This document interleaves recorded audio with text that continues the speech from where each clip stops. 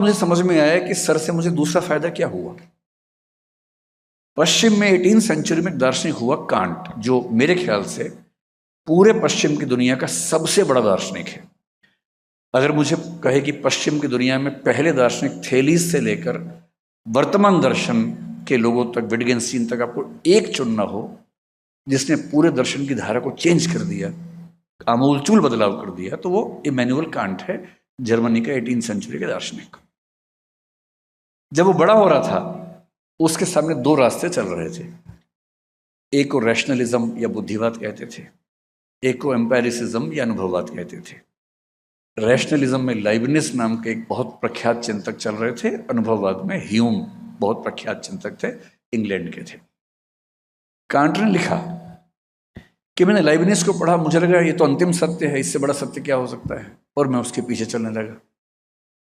इसी बीच में ह्यूम की किताब मेरे हाथ आ गई, और ह्यूम को पढ़ा तो मुझे लगा अरे यार, वो तो ऐसे ही बोल रहा था, अंतिम सत्य तो ये है।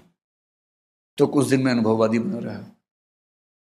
कुछ दिन बाद फिर लाइबनिज को पढ़ा तो मुझे लगा नहीं, यही है अंतिम सच, यही है। फिर ह्यूम को पढ़ा तो लगा ना, इससे अंतिम कुछ हो ही नहीं सकता है। और फिर वो लिखता है, इस कंफ्यूजन से मैं इतना परेशान हुआ, इतना परेशान हुआ, अंत में मैं समझ गया कि अपना ही रास्ता बनाना होगा। और वहां से एक नई थॉट पैदा हुई जिसको क्रिटिसिज्म कहते हैं, समीक्षावाद कहते हैं, जो पश्चिम के दर्शन की सबसे गहरी थॉट बनकर उभरी। सर से मिलने से पहले मैं भी दक्षिण पंथ वामपंथ के बीच में झूलता था, कभी ये खींचता था, कभी वो खींचता था। फेमिनिज्म पढ़ा तो मैं फेमिनिस्ट हो गया कुछ दिनों के लिए। अम्बेडकरवाद पढ़ा, मैंने कहा अरे अंतिम सच तो ये था, ये कहां छुपा हुआ था। संतुलन नहीं था। और जब बहुत सारे विचार आपको खींच रहे हैं और आप संतुलित ना हो, तो आप क्या होगा, घंटे के हिसाब से आप अलग अलग वाद के शिकार होते रहते हैं। सुबह आप संघवादी थे, शाम को मार्क्सवादी हो गए हैं, दोपहर को फेमिनिस्ट होते हुए निकले हैं, रात को किसी से बात हुई अम्बेडकरवादी हो गए थोड़ी देर के लिए। बैलेंस बन ही नहीं पा रहा। सर के अंदर जो बात मुझे सबसे अच्छी लगती है वो ये कि मैंने पहली बार किसी को देखा जीवन में कि कोई व्यक्ति कार्ल मार्क्स के बारे में बात करते हुए उतना ही सहज जितना सिगमंड फ्रॉइड पे बात करते हुए, जितना चार्ल्स डार्विन पे बात करते हुए, उन सबकी किताबों का रेफरेंस देके उनकी थॉट्स पर बात करना। मुझे लगा कि जब तक मैंने दुनिया को पढ़ा ही नहीं, तब तक किसी एक रास्ते पर चल के हीरो बनना कि यही सही रास्ता है, कितनी बड़ी मूर्खता है। और उस दिन से आज तक मैं ऐसी किसी भी मूर्खता से बचा हुआ हूं। मैं किसी विचारधारा का समर्थक नहीं हूं, ना होऊंगा।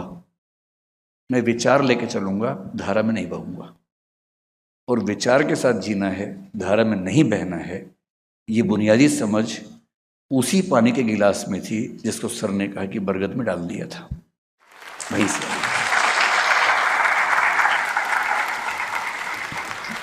किसी अध्यापक का किसी विद्यार्थी के जीवन में क्या योगदान हो सकता है, इसकी बहुत बहुत तरह की कहानियां होती हैं।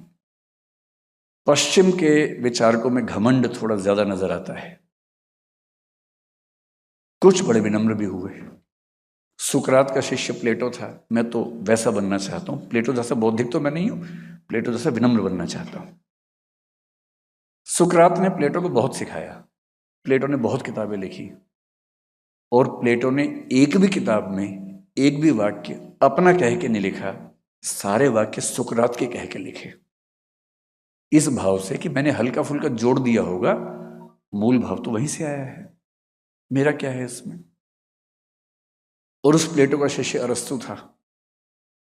उस अरस्तु ने प्लेटो के सारे सिद्धांतों को सिर के बल खड़ा कर दिया।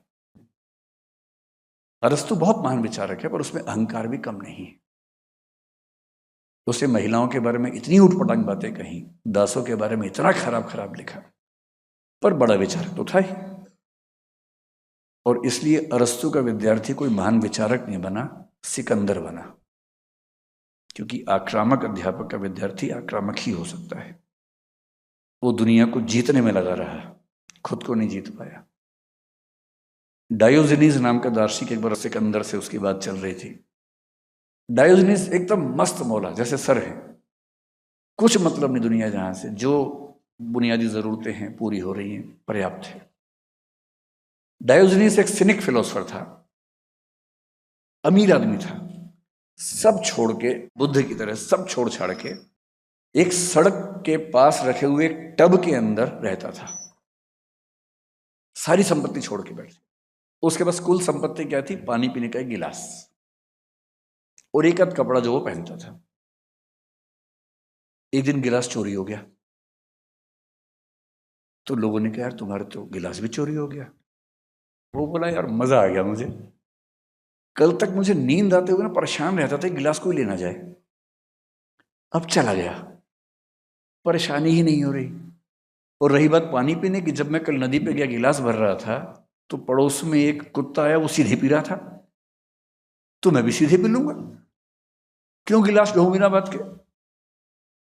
जब सिकंदर ने उसकी ख्याति सुनी, सिकंदर राजा था, तो सिकंदर उसके पास गया। वो आदमी आराम से लेटा हुआ धूप में, सिकंदर सामने आके खड़ा हुआ। सिकंदर बोला मैं यूनान का राजा सिकंदर हूं। उसने यूं देखा, बोला हाँ जानता हूं। बोले मैं आपसे बहुत प्रभावित हूं डायोजनीस, क्या मैं तुम्हारे लिए कुछ कर सकता हूं? उसने कहा हाँ, थोड़ा साइड में हो जाओ, धूप आ रही थी।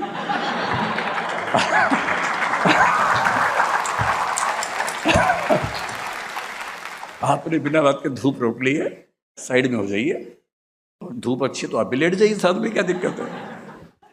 तो सिकंदर बोला कि डायोजनीस मैं आपसे बहुत प्रभावित हूं, मैं भविष्य में आप जैसा बनना चाहता हूं। उससे कि भविष्य में क्यों, आज ही बन जाओ, सब छोड़ के और लेट जाओ इसमें, ऐसा क्या करना है? उसने कहा नहीं, अभी मैं विश्व विजय अभियान पर जा रहा हूं, वापस आगे बढ़ूंगा। तो उसने कहा सिकंदर नोट कर लो, दुनिया को जीतने की इच्छा रखने वाला खुद को कभी नहीं जीत पाता है। अगर दुनिया को जीतने की इच्छा से मुक्त हो जाओ तो यहां आना। और कहते हैं कि उसी ने कहा था जिस दिन तुम मरोगे उस दिन समझोगे तुम जीवन भर निरर्थक चीजों में उलझे रहे थे। और कहने वाले कहते हैं कि जब सिकंदर मरा उसके दोनों हाथ खाली थे, उसने उठा के दिखाए, जब मरा सिकंदर तो दोनों हाथ खाली थे। कविता की पंक्ति है। यूं तो सिकंदर के हौसले आली थे, जब मरा सिकंदर तो दोनों हाथ खाली थे। और ये कहानी बन गई कि अंततः डायोजनीस की जीवन दृष्टि ज्यादा बेहतर होती है। भारतीय परंपरा थोड़ी अलग है। पश्चिम में कार्ल मार्क्स मेरा प्रिय चिंतक लंबे समय तक रहा, अभी भी है, पर ये अजीब अहंकारी लोग हैं, समझ नहीं आता है। हीगल के दर्शन से उसने बहुत सीखा, ये मैंने सर से सीखा कि हीगल से उसने क्या सीखा। हीगल ने डायलेक्टिक आइडियलिज्म नाम से एक सिद्धांत दिया, मार्क्स ने उसको डायलेक्टिक मेटेरियलिज्म कर दिया। और फिर कहा कि हीगल ठीक कह रहा था, बस वो सिर के बल खड़ा हुआ था, मैंने उसको सीधा कर दिया। अरे अपने गुरु के बारे में बात करने की तमीज है आपको भाई? आप दुनिया के बहुत महान चिंतक हैं, मान लिया, जिससे सीखा है उसके बारे में ऐसे बात करेंगे? और उसी मार्क्स से आगे चल के सीखा जॉर्ज लुकास ने, जहां से नियो मार्क्सिज्म पैदा हुआ। और जॉर्ज लुकास क्या कह रहा है? मार्क्स ने सब कुछ ठीक बोला था, बस वो सिर के बल खड़ा था, मैंने उसको सीधा कर दिया। सारे सीधा ही करने में लगे हुए एक दूसरे को। अरे भाई सीखा है तो विनम्र रहो। मैं भारतीय परंपरा का बड़ा सम्मान करता हूं इस मामले में। यहाँ गुरु का महत्व भगवान के बराबर होता है। ये जरूर है कि ऐसा गुरु होना हर किसी के बस की बात नहीं होती, लेकिन अगर कोई सच में गुरु है, और गुरु शब्द का मतलब क्या होता है? जो हल्का ना हो। गुरु मतलब जिसमें गुरुत्व हो, खींचने की क्षमता हो, भार वहन करने की क्षमता हो, जिसमें वजन हो। गुरु शब्द का शाब्दिक अर्थ ये होता है। अगर कोई सच में गुरु मिलता है, मैं सौभाग्यशाली हूं कि मुझे एक मिले हैं। सर से मैं मिला पिछले 30 साल में 3 बार हूं, और मेरा एनुअल रिचुअल है, टीचर्स डे पे एक लंबा मैसेज बना के सर को भेजता हूं हर बार, और लिखता हूं कि सब कुछ आपसे लिया है, तुक्के मेरे लग गए हैं, लेकिन सारा का सारा लिया मैंने आपसे है। तो उसी रिचुअल से मेरा एक वार्षिक कृतज्ञता ज्ञापन कम से कम होता रहता है, और मुझे तसल्ली मिलती है कि मैं अपनी जिम्मेदारी निभा पा रहा हूं। भारतीय परंपरा में कबीरदास ने, जो कबीर सर के प्रिय कवि भी हैं, मेरे प्रिय कवि भी हैं, जब बैच खत्म हुआ तब मुझे कबीर के एक दोहे का मतलब और गहराई से समझ में आया। मैं फिर कह रहा हूं कि हिंदी साहित्य के नोट्स मैंने बना लिए थे, पढ़े, मैं सफल हो गया, नौकरी मिल गई, बड़ी बात है, फिर भी छोटी बात है, इतनी बड़ी बात नहीं। मैंने भी कई बच्चों को नोट्स बनवाए, पढ़ाया, उनमें से लोगों ने नोट्स याद किया, आईएएस बन गए। एक अर्थ में बड़ी बात है, पर ये बहुत बड़ी बात नहीं है। ठीक है, हो गया, ऐसी क्या खास बात है। कबीर बहुत परेशान होने के बाद गुरु से बोलते हैं कि मुझे बस मंत्र दो भाई, जीवन कैसे जीना है। तब शायद उनके गुरु ने कुछ मंत्र दिया, और तब कबीर लिखते हैं, सतगुरु हमसु रीझ कर कहया एक प्रसंग, बरस्या बादर प्रेम का भीज गया सब अंग। सतगुरु ने हमसे खुश होकर एक ऐसी बात कही, ऐसा लगा कि प्रेम का बादल फट गया हो और सारे अंग भीग गए। तो यहां प्रेम को ज्ञान कर सकते हैं। सतगुरु हमसु रीझ कर कहया एक प्रसंग, बरस्या बादर ज्ञान का भीज गया सब अंग। और वो जो एक इंटरडिसिप्लिनरी अप्रोच, जिज्ञासा, हर विषय को समझने की अकुलाहट, वो सब चीज़ें जब मिली, और मैं सोचता हूँ कि मैं कैसे धन्यवाद करूँ। पहली बार मुझे मौका मिला कि मैं सबके सामने ये सब बातें बोल सकूँ, वरना मैं अंतर्मुखी हूँ, सर मुझसे भी ज़्यादा अंतर्मुखी हैं। तो मैं सोचता हूँ कि अगर हम दोनों अकेले मिलें तो क्या होगा। हम 1 घंटा चुप बैठेंगे, फिर उठ के चले जाएंगे, क्योंकि मैं सर के सामने बोल नहीं सकता, सर वैसे ही काम बोलते हैं तो कैसे क्या बात होगी उसके बाद। तो तुलनाओं में कहना हो तो अध्यापक की भूमिका एक तो होती है रत्नावली जैसी, तुलसीदास के साथ जो हुआ था। तुलसीदास बहुत महान कवि हैं, लेकिन शुरू से नहीं थे, पत्नी के प्रेम में अंधे थे। पत्नी के प्रेम में अंधा होना बुरी बात है कि अच्छी बात है, पता नहीं आज का जमाना क्या सोचेगा, लेकिन वहां ऐसा माना गया कि थोड़ा ज्यादा अंधापन हो गया था। इतने अंधे हो गए थे कि पत्नी एक दिन बोली कि मायके जा रही हूं, या भाई के जा रही हूं, मतलब भाई के घर जा रही हूं। अब इनकी बेचैनी का आलम ये कि मैं तो आज ही जाऊंगा, ससुराल चला जाऊंगा मिलने के लिए। रास्ते में नदी थी, उफनती हुई नदी, पुल टूट गया था बाढ़ से, कैसे जाएं। बेचैनी का आलम ये कि एक लाश तैर रही थी, उस पर चढ़ के पार करके पहुंच गए, लाश को नाव बना के पहुंच गए। फिर पहुंचे घर, बाहर से आवाजें दी, किसने खोला ही नहीं, आधी रात का समय था। ये पता था कि उनकी पत्नी 2nd फ्लोर पे रहती है। एक रस्सी दिखी, रस्सी चढ़ के पहुंचे 2nd फ्लोर पे, नॉक किया, पत्नी ने दरवाजा खोला, चौंक गई कि ये यहाँ कैसे पहुंचे, 2nd फ्लोर पे कैसे आ गए। बोले रस्सी थी, उस पर चढ़ के आ गया। रस्सी, बाहर जाकर देखा रस्सी नहीं, सांप था वो। आदमी जब अंधा होता है प्रेम वासना में, तो सांप पे चढ़ के सोचिए कोई जा रहा है। तब पति ने ऐसी फटकार लगाई, बोले जितनी आसक्ति मेरी देह से है, उसकी 1% भी राम से होती ना, तुम्हारा जीवन बेहतर हो गया होता। वहां से टर्निंग पॉइंट आता है, वो जाते हैं चित्रकूट, और उस चित्रकूट में रहना शुरू करते हैं, वहां रह के साधना करते हैं। तब राम और हनुमान से उनकी कहते हैं कि एक स्वप्न में मुलाकात होती है, वहां से रामचरितमानस पैदा होती है, हनुमान चालीसा पैदा होती है। अब रत्नावली से बाद में कोई पूछे आपका क्या योगदान है, वो कहे कि मैंने तो खाली डांटा था एक बार, या सर कह रहे खाली पानी डाला था थोड़ा सा। पर वो डांट कितनी क्रांतिकारी है। विद्योत्तमा न डांटती कालिदास को तो वो कभी कालिदास न बनता। एक मूर्ख किस्म का व्यक्ति बना रहता जीवन भर, विद्योत्तमा की डांट ने ही उसको कालिदास बनाया।